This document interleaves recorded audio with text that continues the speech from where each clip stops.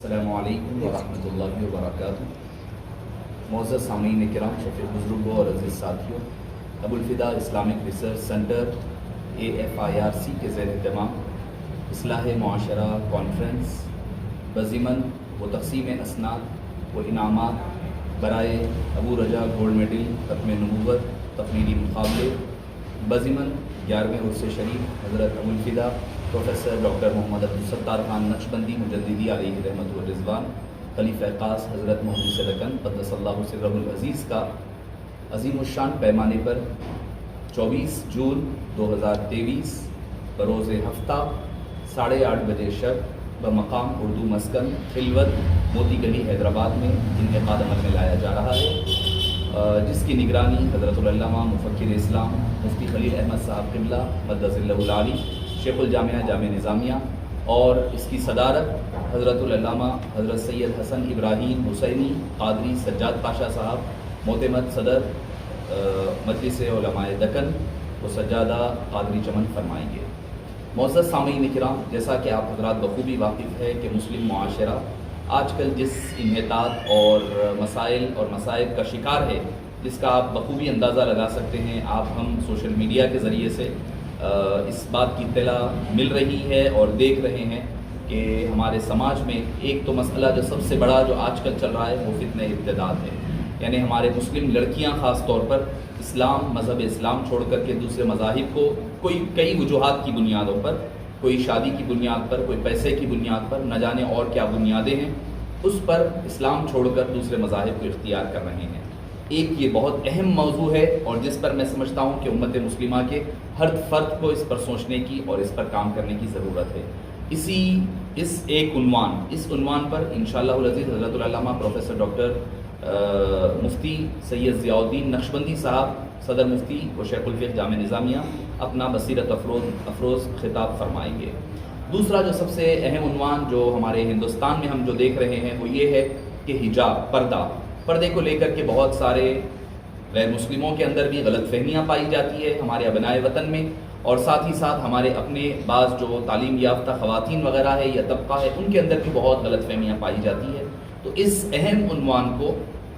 ضرورت کو پورا کرنے کے لیے ہم نے اس عنوان کے تحت حجاب رحمت یا زحمت، یعنی باعث رحمت ہے پردہ یا باعث زحمت ہے، یہ عنوان پر حضرت العلامہ پروفیسر ڈاکٹر محمد مصطفیٰ شریف صاحب سابق dean faculty of arts Osmania university, وہ سابق ڈائریکٹر دائرۃ المعارف عثمانیہ، اس پر خطاب فرمائیں گے۔ اس کے علاوہ آپ اور ہم دیکھ رہے ہیں کہ مسلمان نوجوانوں میں بے راہ روی، آپ دیکھیے کہ ہمارے نوجوان کس سمت پر جا رہے ہیں، تعلیم سے دوری ہے، برائی عام ہو چکی ہے، برا کام ہمارے پاس کرنا کوئی برا سمجھا نہیں جا رہا ہے، تعلیم سے بہت حد تک دوری ہو گئی ہے۔ تو اس عنوان پر مخاطب کرنے کے لیے حضرت العلامہ ڈاکٹر سید مرتضیٰ علی صوفی قادری حیدر پاشا جو پرنسپل AVKM کالج ہیں، وہ اس پر اپنا خصوصی خطاب فرمائیں گے۔ بعنوان ہوگا کہ مسلمان نوجوانوں کی تعلیم سے دوری اور بے راہ روی۔ آپ دیکھیے کہ ہمارا نوجوان کس سمت پر جا رہا ہے، اس کے کرنے کے لیے کام کیا تھے اور وہ کس برائیوں کے راستے پر گیا ہے، تعلیم سے دوری ہے، ہر قسم کی عیاشی، بے راہ روی، چاہے وہ سماجی ہو، چاہے وہ دینی ہو، چاہے وہ مذہبی ہے، ہر قسم کی بے راہ روی پائی جاتی ہے۔ اس کے علاوہ ایک اور عنوان اہم ہے عقیدہ ختم نبوت۔ یہ عنوان اس لیے ضروری ہے کہ مسلمانوں کی اسلام کی جو بنیاد ٹھہری ہوئی ہے، اسی بنیاد پر اسی وسلم کو آخری نبی ماننا، یہ ایک مسلمان کے لیے لازمی عقیدہ ہے۔ اگر اس کا یہ عقیدہ ہو سکتا ہے کہ کوئی دوسرے عنوان سے، یعنی نماز میں ہاتھ کہاں باندھنا کہاں نہ باندھیں، آمین زور سے کہیں، اس میں اختلاف ہو سکتا ہے، یہ ایمان اور کفر کا معاملہ نہیں ہے، بلکہ عقیدہ ختم نبوت یعنی آپ صلی اللہ علیہ وسلم کو آخری نبی نہ ماننا، یہ ہمارے ایمان کو غارت کر دیتا ہے، ہمیں مسلمان ہی باقی نہیں رکھتا ہے۔ چونکہ مختلف مقامات سے اس پر ایک فتنے پیدا ہو رہے ہیں، ان فتنوں کو ختم کرنے کے لیے، اس کے سدباب کے لیے ایک عنوان کہ ختم نبوت، عقیدہ ختم نبوت اور ہماری ذمہ داریاں، اس پر حضرت العلامہ حافظ سید شاہ کلیم اللہ محمد الحسینی بندہ نوازی کاشف پاشا صاحب قبلہ اس پر مخاطب فرمائیں گے۔ اور ایک اور عنوان ہے جو التصوف کلہ ادب، یعنی تصوف جو ہے پورے کا پورا ادب ہے، یعنی ہمیں یہ پتہ چلنا چاہیے کہ بھئی انسان مسلمان کی ایک زندگی ادب کے دائرے میں رہتی ہے۔ انسان کے لیے جینے کا ادب ہو، بڑوں کا ادب ہو، چھوٹوں کا لحاظ ہو، کتاب کا ادب، استاد کا ادب، مقام مسجد کا ادب، ہر چیز کا ادب ہو تو وہ صحیح طور پر مسلمان کہلایا جاتا ہے. تو اس عنوان پر حضرت العلامہ ڈاکٹر سید رضوان پاشا قادری لوبانی حیدری صاحب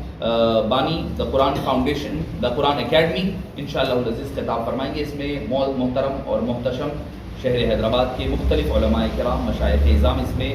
مہمانان ذی وقار کی حیثیت سے شرکت فرمائیں گے، اور خصوصیت کے ساتھ جناب شیر احمد پاشا قادری معتمد عمومی کل ہند مجلس اتحاد المسلمین وہ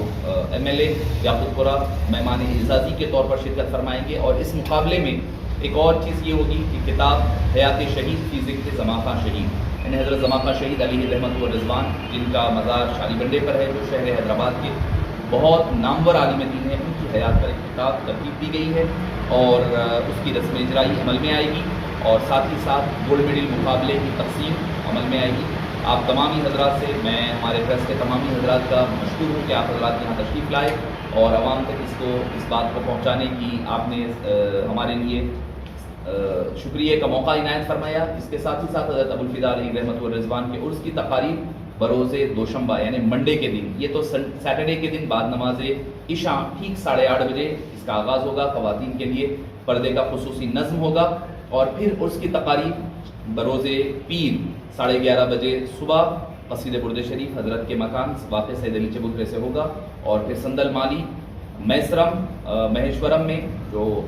منعقد ہوگا 3 بجے دن، اور بعد نماز مغرب جب سے فیضان اولیاء مسجد تقیہ ظہور شاہ واقع سید علی چبوترا حیدرآباد میں مقرر ہوگا. آپ تمامی حضرات سے، خصوصاً نوجوانوں سے میری پرخلوص اور عاجزانہ التماس ہے کہ ضرور بضرور اس میں شرکت فرمائیں، تاکہ آپ کو پتہ چلے کہ یہ اہم عنوانات جو ایک مسلمان کی زندگی کے لیے لازمی حصہ ہے، اس پر ہمیں اور آپ کو اس کی اطلاع مل سکے اور اس پر جانکاری حاصل ہو. تو میں تمامی خواتین اور مرد و حضرات سے ادباً التماس کرتا ہوں کہ اس پروگرام میں ضرور شرکت فرما کر کے اپنے اس کانفرنس کو کامیاب بنائیں اور ساتھ ہی ساتھ اپنے علم میں اضافے کا باعث بنائیں.